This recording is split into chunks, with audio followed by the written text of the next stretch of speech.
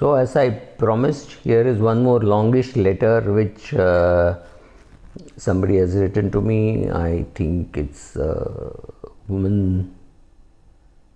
No, it's a man, right? So I'm, as is normal, I'm not giving you out the name. So here is the person, and some of those numbers may be a little inaccurate because I find there's conflict in the letter which this person has sent me. Here it is. I came to the financial independence route a little late. I spent my 20s as a consumer with a lot of debt. I realized that when I turned 30 that things had to change. I went and got myself a term insurance and started some SIPs. I discovered minimalism and stopped buying so much stuff and got rid of a lot of my consumer debt. I still have a house mortgage and a car loan. Through this, I also discovered that investing isn't that hard once all my debt was paid off, and I put my previous debt repayments into investing. But I only started this at my age of 35, and in your book also you are talking about investing at 22, 23. I have not done that. Now at 35, I invest about 50% of my income. I think that's a very good number, into 2-3 mutual funds. He has named it, I'm not naming them. And my main concern is, have I left it too late and the magic of compounding, especially in my 20s, and that has been lost. I also have a regular job which pays me about 12 lakhs a year. My 12 lakhs is actually before tax and even my pension contribution. This is my CTC. Actually my take home is something like 9 lakhs, which is about 75,000 per month. I tried for more promotions, but I can't imagine my income going up too much. Most people who retire early have, this is a good one, most people who retire early have well-paying jobs in IT. They have ESOPs, or they work with finance and financial services, BFSI. Can regular people with regular boring jobs like mine also retire early?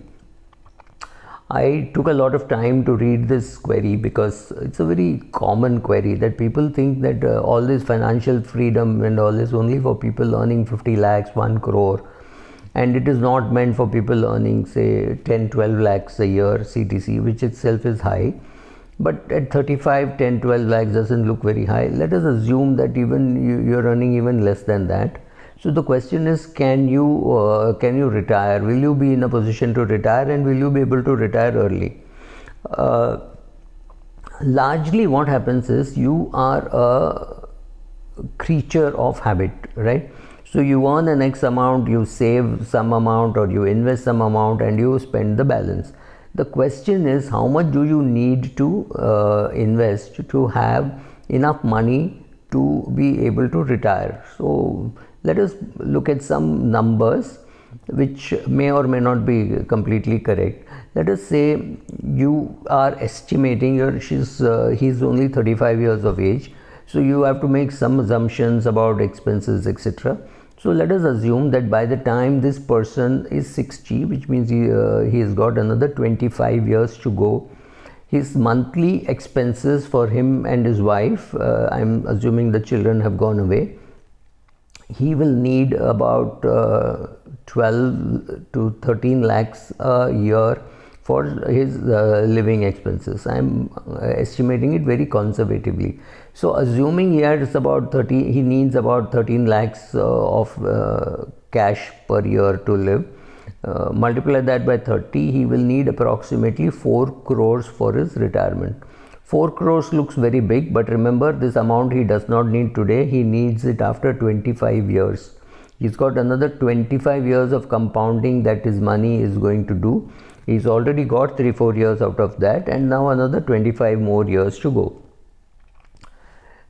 If you look at, if you've read this book, The Millionaire Next Door, and you look at the kind of people who are featured, you can be sure that next door to you could be a millionaire. All he or she is doing is spending less much less than what she is earning and is able to invest the difference. Now if you think money is for buying big cars and fancy cars and vacations and great places, that's true, but for that you have to first create wealth, right? So it's not very easy to create wealth and retire early. I mean, you create wealth to retire early and have those big vacations, those big cars, etc. So this man has started late, so obviously he has to invest more aggressively. So these normal people, so-called normal people, don't look very rich when you see them. I mean, if your idea of richness is spending the time in the windies, in the beaches, well, this is not exactly how it works. But let us look at how the math works for financial independence. We have said this man needs about 4 crores and with which he will be able to retire. This is based on, again, the rule that he will be able to withdraw about 4% of his corpus, and so 25 times his annual expenses what he will need. We are adding a little bit extra so that his retirement is less stressful. How long does it take to create this amount of corpus of 4 crores? Well, if you are investing, it depends on how much you are investing. If you are investing maybe 6 lakhs a year, maybe it will take about 10 years time, that's all, right? Or 6 lakhs will create about 1 crore, so about he will have to invest more in the later years as he earns more. But right now if he is saving 50%, which means he is saving about 5 lakhs, approximately 5 lakhs is what he is saving. Will that take him there over 25 years? Well, his contribution will be 1.25 crores. It may not be very difficult for him to reach 4 crores thanks to the power of compounding and with good asset allocation.